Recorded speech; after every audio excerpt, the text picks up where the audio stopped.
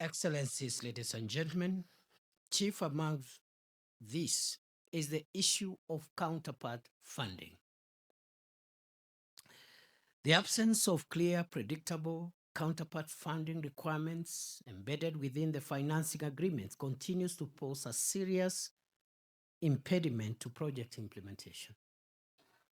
We have also identified the challenge of uncoordinated off-budget support, whose lack of centralized visibility presents risks such as double allocation of resources to similar projects, ineffective planning,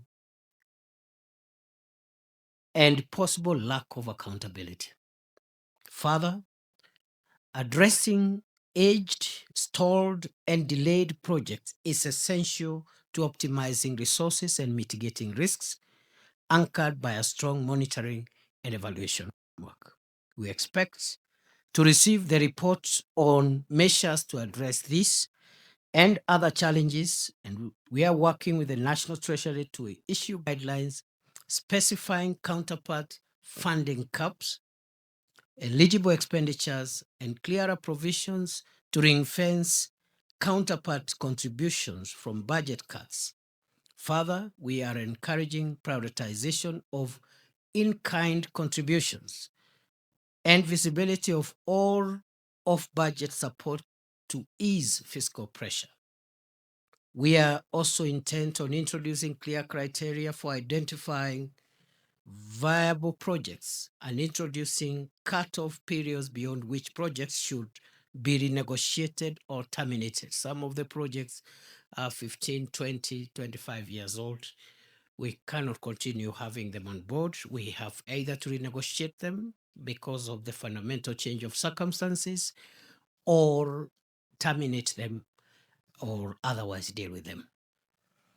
This will invariably involve the review of the Joint Sector Working Group framework, and I think there is a presentation today to secure its viability and anchorage of the DPF process. We all remember that nearly 2 decades ago, Excellencies, the Paris Declaration on Aid Effectiveness of 2005 set out 5 principles, namely country ownership, alignment, harmonization, managing for results, and mutual accountability. These tenets remain as relevant today as they did back then.